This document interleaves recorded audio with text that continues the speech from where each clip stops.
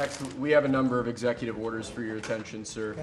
From 1789 until 1947, our nation won some of its greatest military victories under the direction of a Secretary of War operating within a Department of War. Today, with this executive order, you will authorize the current Secretary of Defense and the current Department of Defense to once again embrace this great lineage and once again be named the Secretary of War and the Department of War. So this is something we thought long and hard about. We've been talking about it for months, Pete and I, and Dan.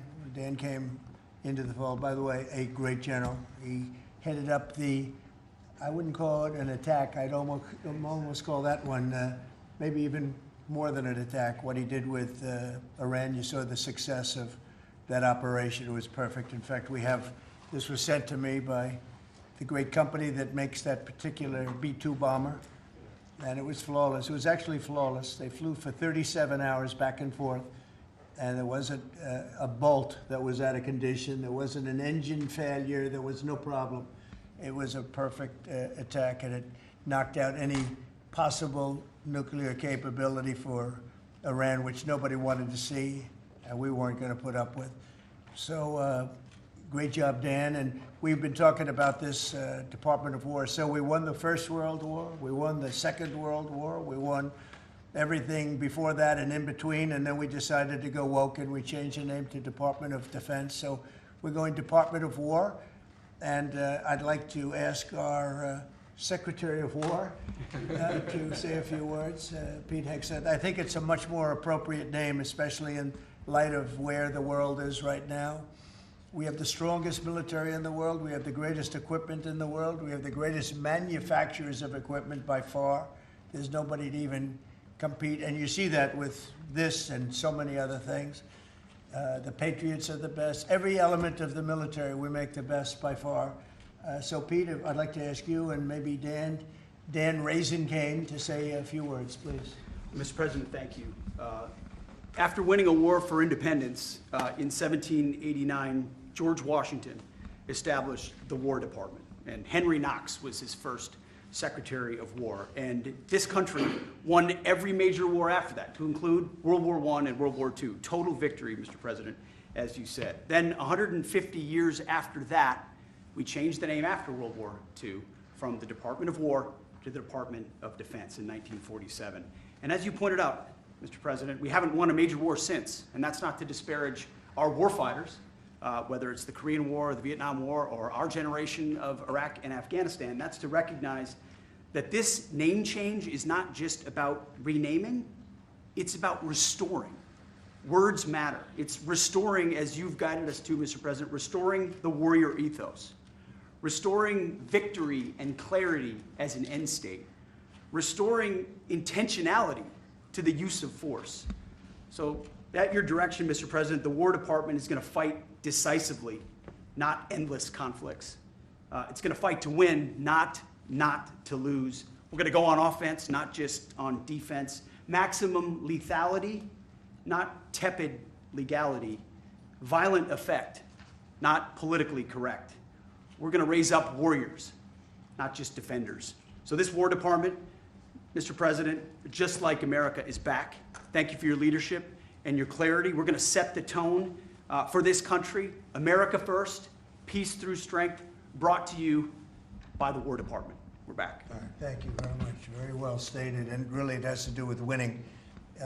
We should have won every war. We could have won every war, but we really chose to be very politically correct or wokey, and we just fight forever. And then we'd, win, we wouldn't lose, really. We just fight to sort of tie. We never wanted to win. Wars that every one of them we would have won easily with just a couple of little changes or a couple of little edicts.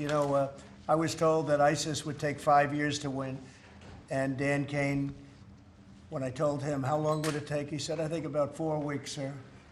I said, what do you mean 4 weeks? I was told 5 years by the people in Washington. You know who they were? 5 years. I said, you can't do it in 4 weeks. I actually flew to Iraq to meet with him, and I met him at a big air base, and Remember that famous day, right? It turned out to be a famous day for our country because you're now the head of the Joint Chiefs of Staff, which is the biggest deal. And he is because he did things that everybody said he couldn't do. So they said it was going to be 5 years, and he knocked them out in about 4 weeks total, 100%. We took over, and ISIS was gone, and pretty amazing. But we never fought to win, and now if we have to fight it all, you know, we solved 7 wars. We have the one that I thought was going to be probably one of the easier ones, and that's with President Putin and Ukraine. And that turned out to be one that's a little bit more difficult, but the 7 are done. They were supposed to be much more difficult to solve. I solved every one of them, and we're going to get the other one done too. But it turned out to be a little bit more difficult than I thought. And it'll get done or they'll be held to pay.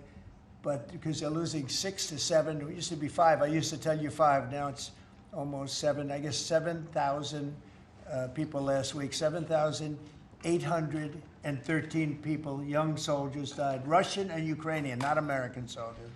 But it's a shame. And it's just, you know, they're human lives, and I want to see it stop. But General Kane's done a fantastic job. And again, defeated ISIS, which they said would take a long time.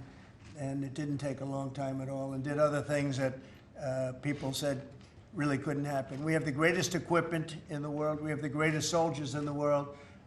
Dan, say a few words, please. Yes, sir. Thank you, Mr. President. It's a true honor for me today to represent the incredible men and women of America's Joint Force. Today and every day, the 2.8 million service men and women stand ready to fulfill our sacred duty to protect America at home and abroad. As the President said, America's military is the single most powerful fighting force in the world. The mission you and the Secretary have given us is clear and unambiguous to deliver peace through overwhelming strength. And I remind everyone that the U.S. military can reach any adversary at the time and place of our choosing.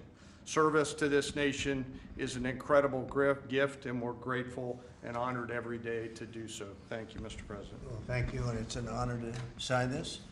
And we will do that right now.